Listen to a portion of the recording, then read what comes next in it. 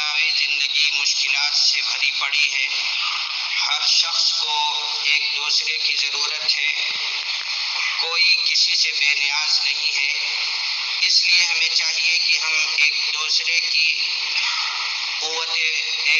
کے قوت بازو بنیں، اپنی مدد کے ذریعے، اپنی ہمدردی اور دلاسے کے ذریعے سے ایک دوسرے کی مشکلات کو حتی المقدور حل کرنے کی کوشش کریں۔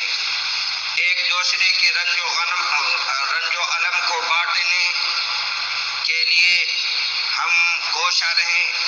اسی لیے اسلام میں نظام بنایا گیا اور زکوٰۃ کو فرض قرار دیا گیا تاکہ اس کے ذریعے سے اپنے غریبوں، مسکینوں اور دیگر مستحقین بھائیوں کی مدد کے مددگار ثابت ہوں۔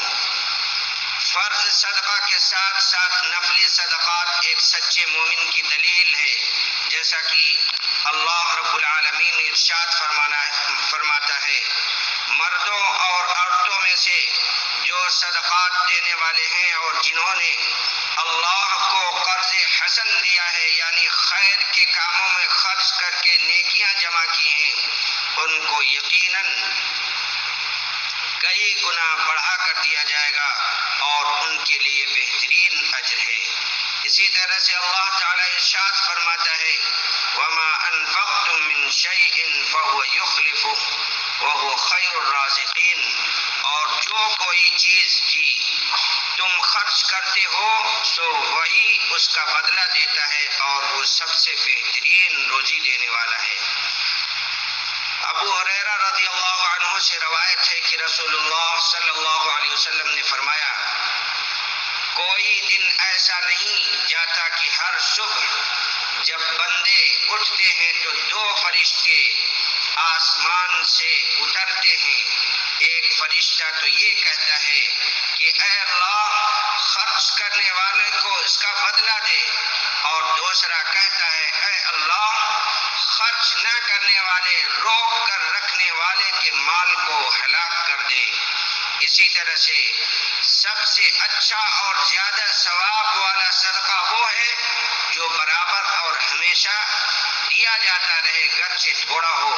اللہ کے نبی صلی اللہ علیہ وسلم نے فرمایا، احب الاعمال الی اللہ تعالی ادومها وان قل، اللہ تعالیٰ کی طرف سے سب سے محبوب عمل وہ ہے جو ہمیشہ ہو، گرچہ تھوڑا ہو۔ اللہ کے بندو، اللہ کریم ہے اور کرم کو پسند کرتا ہے۔ اللہ جواد ہے، جود و سخا کو پسند کرتا ہے۔ اللہ تعالیٰ معاف کرنے والا اور مغفرت کرنے والا ہے، معافی اور بخشش کو پسند کرتا ہے۔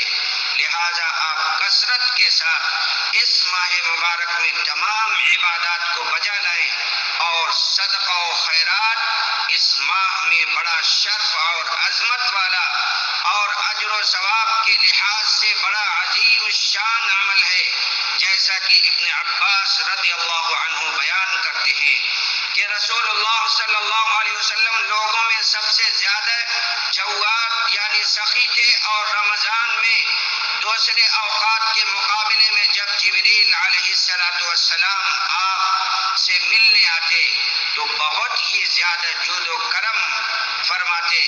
جبریل علیہ السلام رمضان کی ہر رات میں آپ صلی اللہ علیہ وسلم سے ملاقات کرتے اور آپ صلی اللہ علیہ وسلم کے ساتھ قرآن کا دور کرتے۔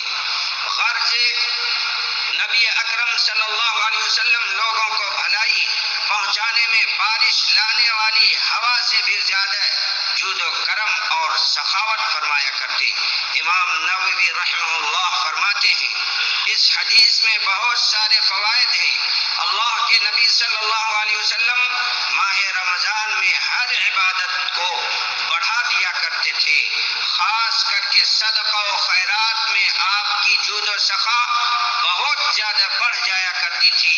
جبریل امی کے ساتھ قرآن کریم کا دور اور اعتکاف یہ ماہ رمضان کے مخصوص اعمال میں سے تھا۔ اللہ کے بندو، صدقہ گناہوں اور خطاؤں کا کفارہ ہے۔ نبی صلی اللہ علیہ وسلم کا فرمان ہے، انسان کے گھر والے، مال اولاد اور پڑوسی سب فتنے کی چیزیں ہیں، اور صوم و صلاۃ اور صدقہ اور اچھی بات کے لیے لوگوں کو حکم دینا یہ ان فتنوں کا کفارہ ہے۔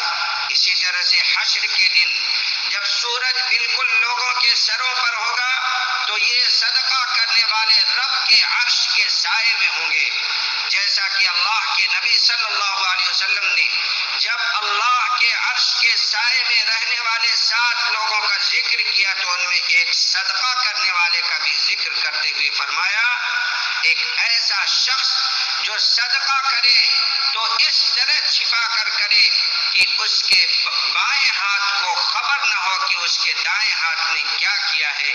اسی طرح سے صدقہ خطاؤں کو مٹا دیتا ہے اور رب کے غضب کو کم کر دیتا ہے۔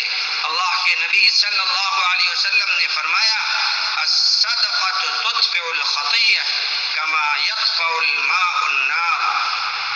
صحیح الالبانی، صدقہ گناہوں کو اس طرح مٹا دیتا ہے جیسے پانی آگ کو بجھا دیتا ہے۔ عدی بن حاتم رضی اللہ عنہ سے مروی ہے، وہ کہتے ہیں میں نے اللہ کے نبی صلی اللہ علیہ وسلم کو فرماتے ہوئے سنا، اتقوا النار ولو بشق التمرہ، جہنم کی آگ سے بچو گرچہ ایک کھجور کا ٹکڑا ہی صدقہ کر کے۔ ابو ہریرہ رضی اللہ عنہ سے روایت ہے، رسول اللہ صلی اللہ علیہ وسلم نے ارشاد فرمایا کہ صدقہ مال میں کمی نہیں کرتا، اور بندے کے معاف کر دینے سے اللہ تعالیٰ اس کی عزت مزید بڑھا دیتا ہے، اور جو آدمی اللہ کے لیے عاجزی اختیار کرتا ہے تو اللہ اسے بلندیوں سے نوازتا ہے۔ اسی طرح سے صدقہ عمر میں زیادتی کا باعث ہے، جیسا کہ اللہ کے رسول صلی اللہ علیہ وسلم نے فرمایا، بے شک صدقہ مسلمان کی عمر بڑھا دیتا ہے اور بری موت کو روکتا ہے۔ اللہ تعالیٰ مومنوں کو خطاب کرتے ہوئے فرماتا ہے، یا ایھا الذین آمنوا انفقوا من طیبات ما کسبتم، اے ایمان والو جو کچھ تم نے کمایا ہے ان میں سے پاکیزہ چیزوں کو اللہ کے راستے میں خرچ کرو۔ اللہ تعالیٰ ہمیں صدقہ و خیرات اور بھلائی کے کاموں میں خوب زیادہ جود و سخا کی توفیق بخشے۔